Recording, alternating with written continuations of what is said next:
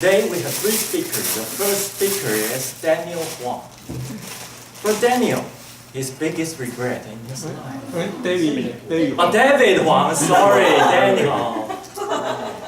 My brain was not so good now. Okay, David Huang. Hi. Okay, his biggest regret in his life is he can play so many instruments, including piano, harmonica, electrical music board, and so on. But he thinks he should persist on one instrument. Then he can be an expert. Yeah, I believe you will be a good pianist in the future. Now, let's welcome David.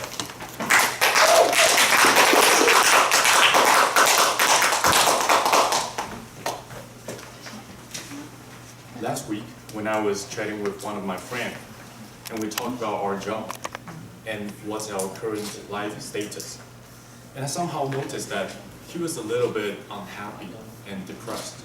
So I asked him, "Hey, are you okay? Is there anything you want to talk about?"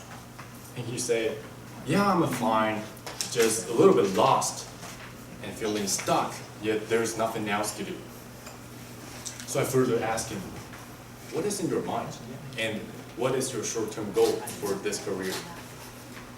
Without any hesitation, he replied, "Money, more and more money. And maybe one day I can start to invest real estate too." He continues, "Not that I'm in debt or being materialistic. It's just a relatively safe plan because there's nothing wrong to earn more money."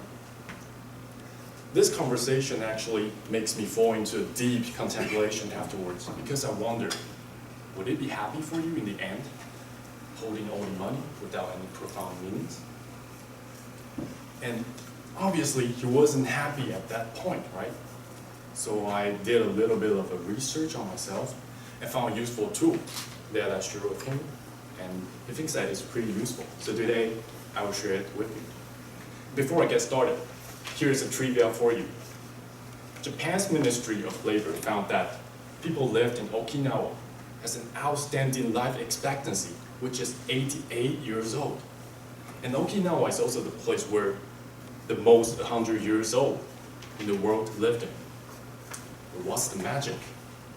Why is it?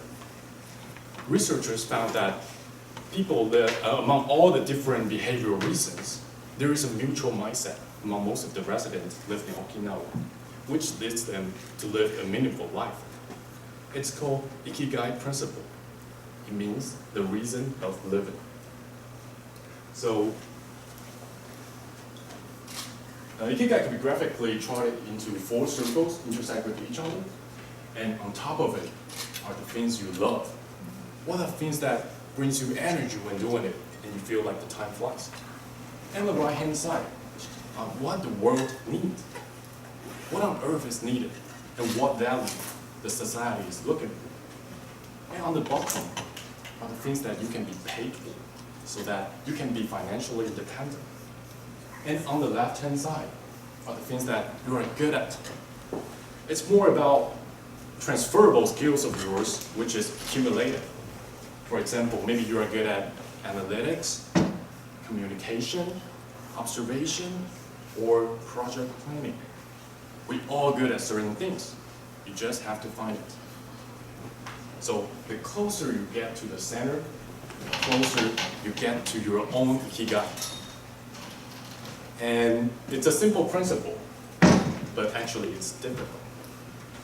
During my college year where I studied computer science, for most of the time I wasn't happy because I found the theories are so boring. And my heart is more into art, design, and architecture. So I bet on myself. I took a sub-major of architecture during my junior year, and this became such a meaningful journey for me of finding my own Ikigai. On one hand, I was struggling with all the heavy loading computer science degree, and on the other hand, I enjoyed the architecture lessons so much. We drew a lot of sketches, and we learned about architecture history, and we stayed up all night making prototypes out of cardboards and wood. I enjoyed the process so much that I barely feel tired. And I feel like there was an energy in my heart keep pushing me forward. And I enjoyed how it feels. And this kind of self-experiment later on influenced me so much because it gave me the idea of balancing life between different perspectives.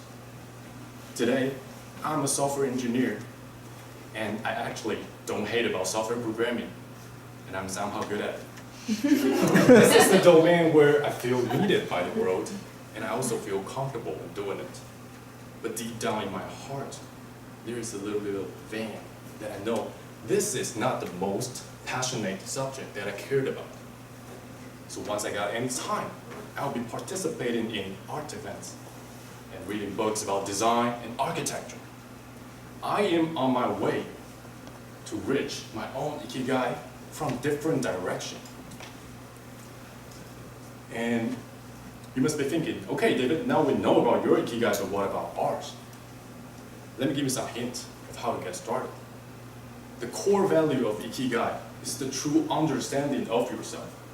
The first step you can do is to do more experiments in your life. We can do side hustles, side projects of what you're interested in.